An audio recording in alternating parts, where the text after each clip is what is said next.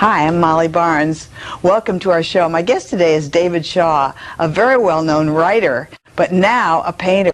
Hi, David. Hi, Molly. Welcome to the show. Thank you very much. Let's get started. How did you find out that you were a painter? Where did you go to school for it, or what happened? I started as a kid. I was going to be an illustrator, and I went to art school. Pratt Institute. I know a lot of people who went there, and studied illustration. And who were some of the favorite artists that you had at that time? Well, Eugene Spiker, John Worf.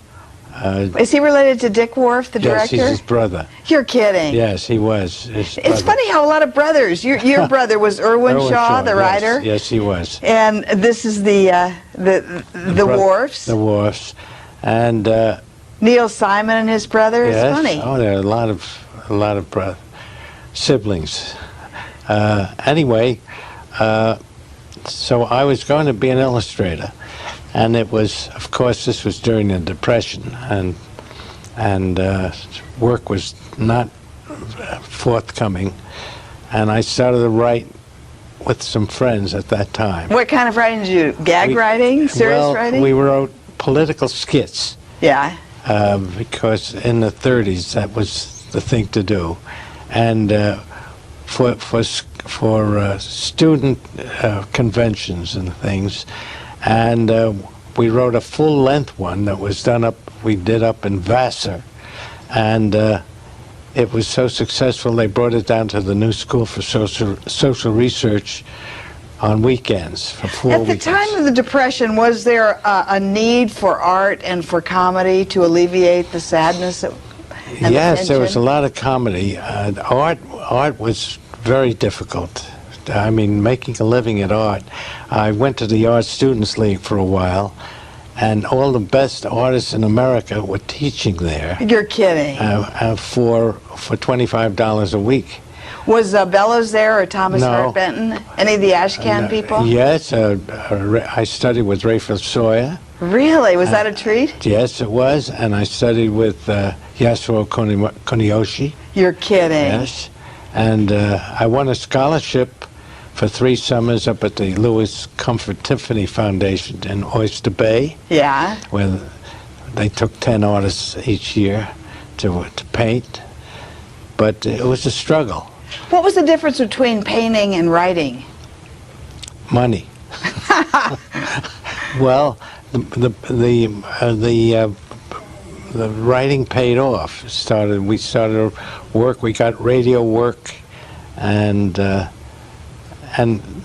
we didn't make much money, but we made a living. Did you ever know my ex-husband Howard Barnes? No, I didn't know. Oh, he was at CBS during that time, the golden age of radio. Yeah. Well, I didn't do much radio. We did some, and then... I always see your name on Murder, She Wrote. Did you do a lot of those shows? No, I didn't do Murder. You weren't involved with that? No. I did a show called The Defenders. Oh, I remember that, yeah. I was a story editor for 3 years, and I wrote a lot of them. And I did a lot of Playhouse 90s and Quincy's and some films. I did a movie called If It's Tuesday, This Must Be Belgium. You're kidding. Yeah, I wrote that. Mel Stewart was on this show last week and asked to be remembered to you. Thank you. Thank you very much. Now, how did the art come about? Did you retire from writing, or were they simultaneous careers? I was sort of a Sunday painter, and I painted a little bit when I could. But then when I retired from writing, or rather when they retired me from writing, I now paint full time.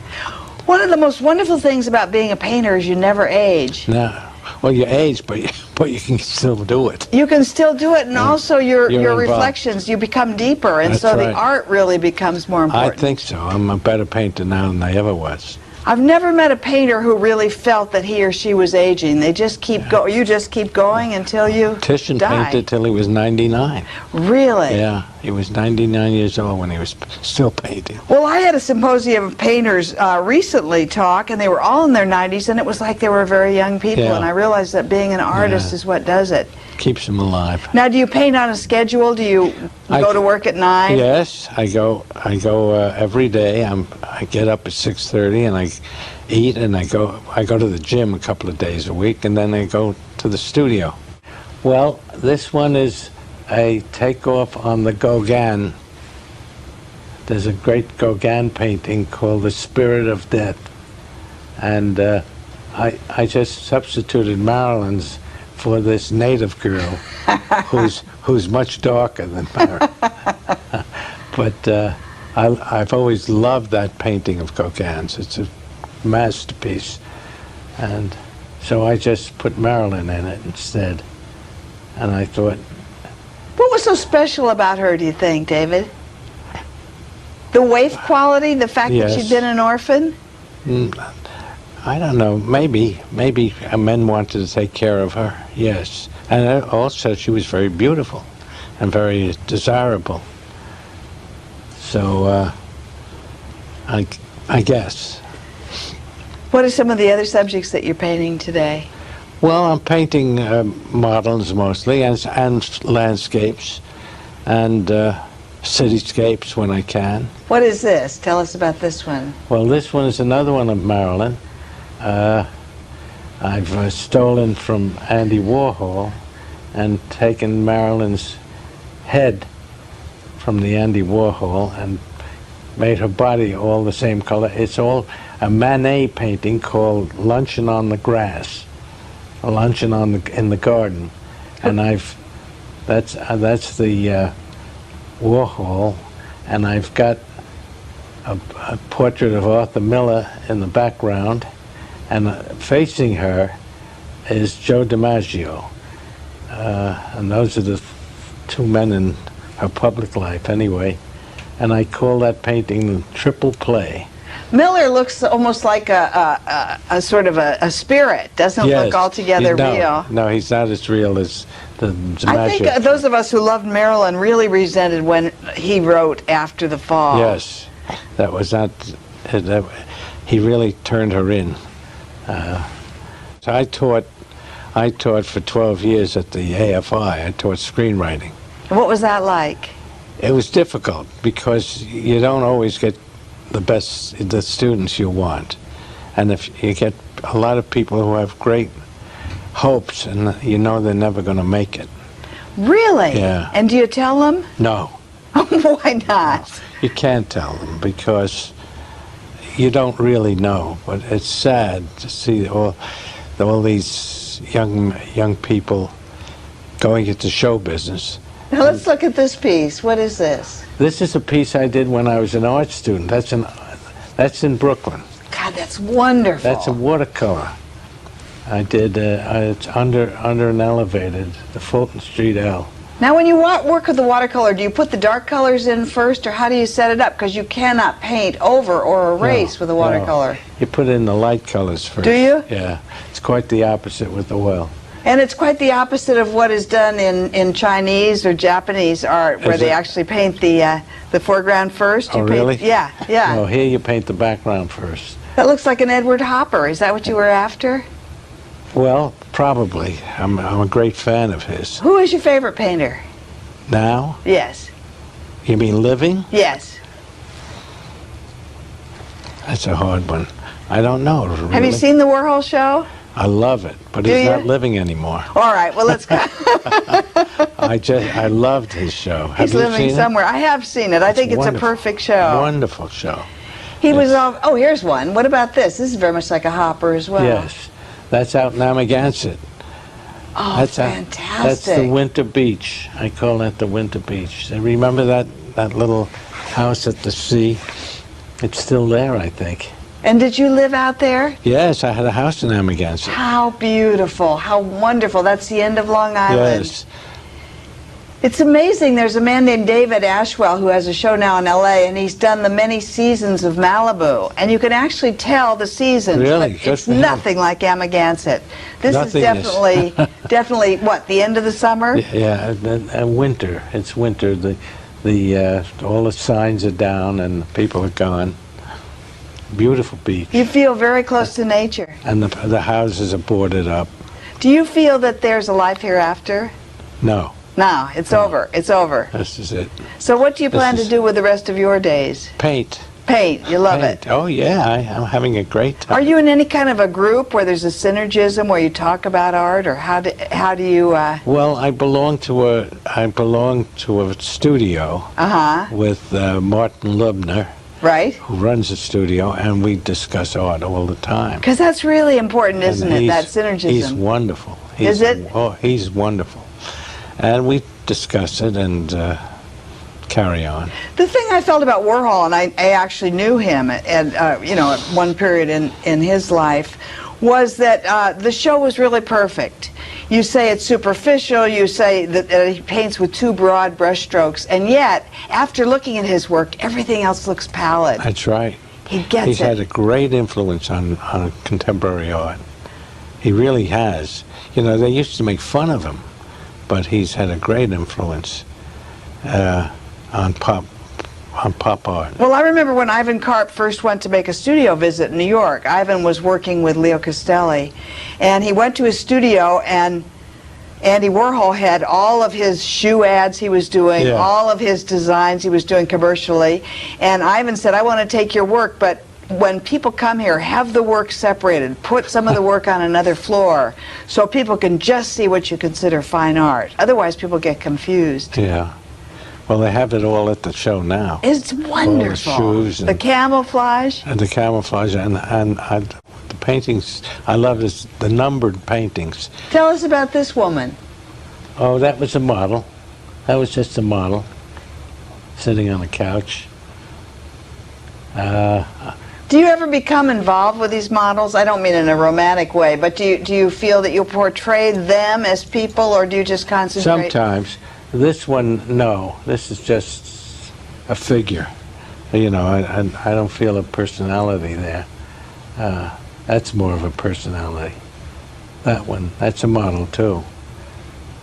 What would you say about her? She's very contemporary beauty. Yes, yes.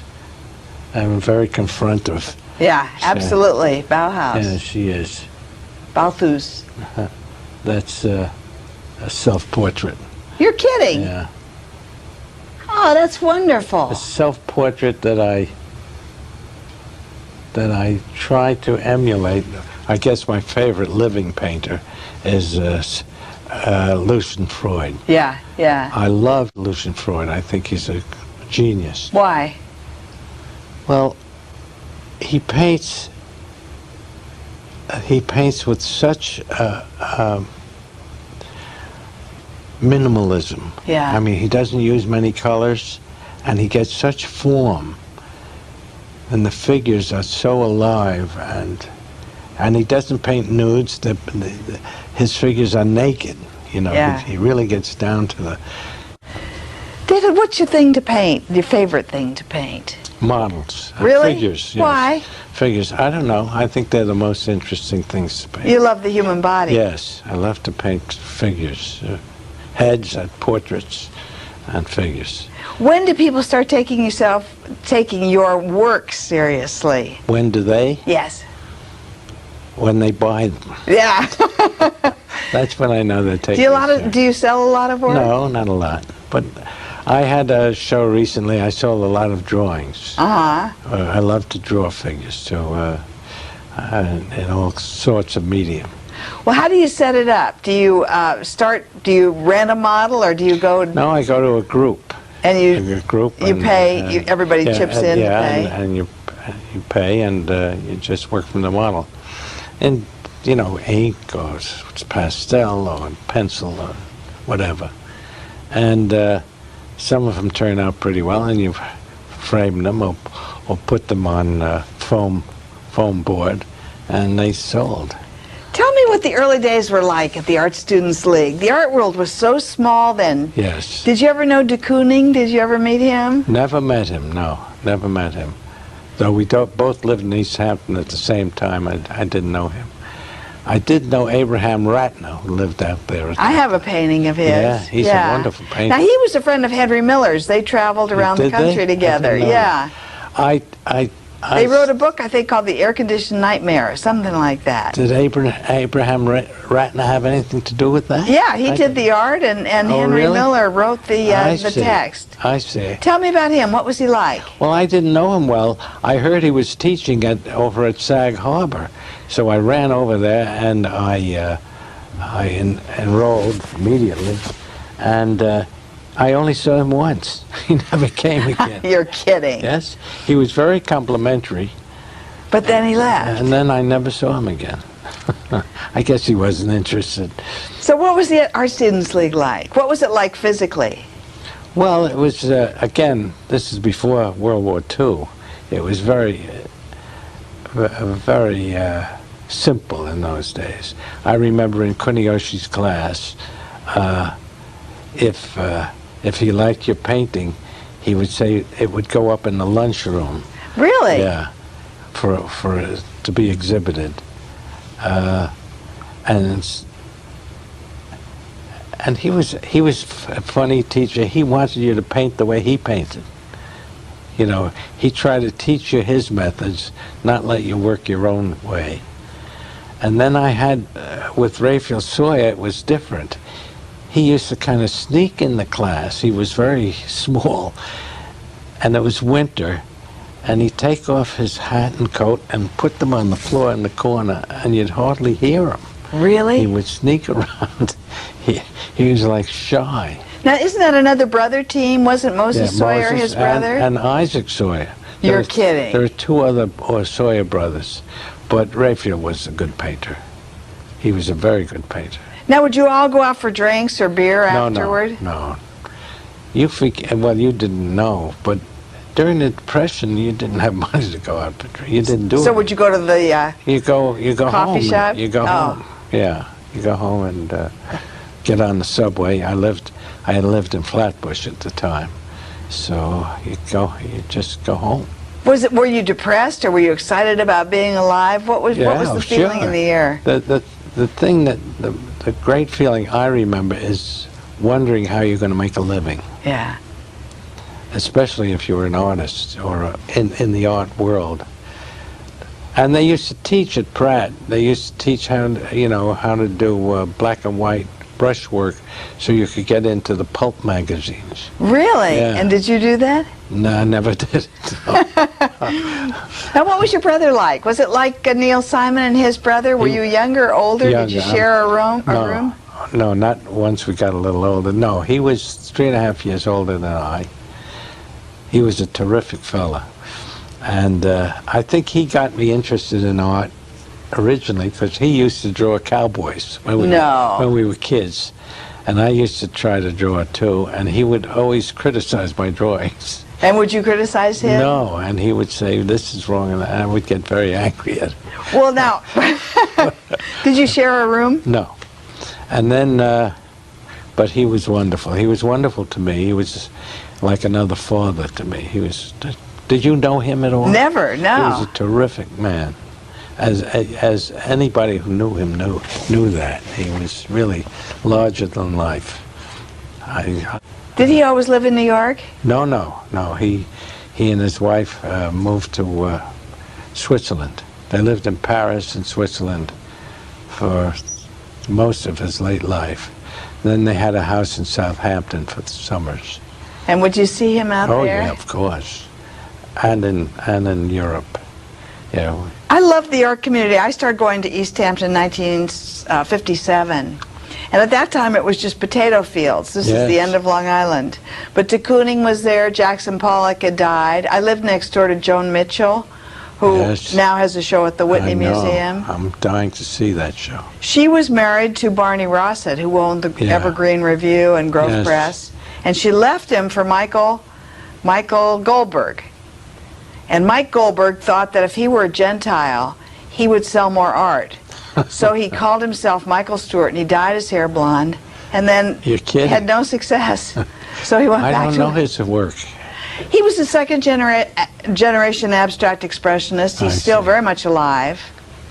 He would steal from the rich and give to the poor. And I'll give you an example. One time he went to de Kooning's house, and they sat around and drank.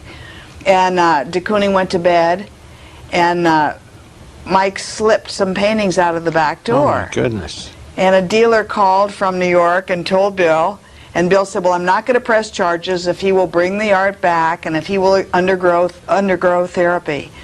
So Mike brought the paintings back, spent 6 months in a hospital, came back and said, Bill, I just want to apologize. I'm so sorry this happened. You're my spiritual father. I just feel awful about what I did. They went in, they started drinking again, and you know what happened? He left the door open again. But when I was first starting in the gallery business, one day he came in and he just gave me some money, gave me $300, and I thought, this is his M.O., you know? He has no compunction about stealing from the rich, and then he'll give to somebody like me, you know, who's just the masked man. That's funny. That's funny. Now, the Joan Mitchell show is on. We're going to New York in September, mainly to see that show.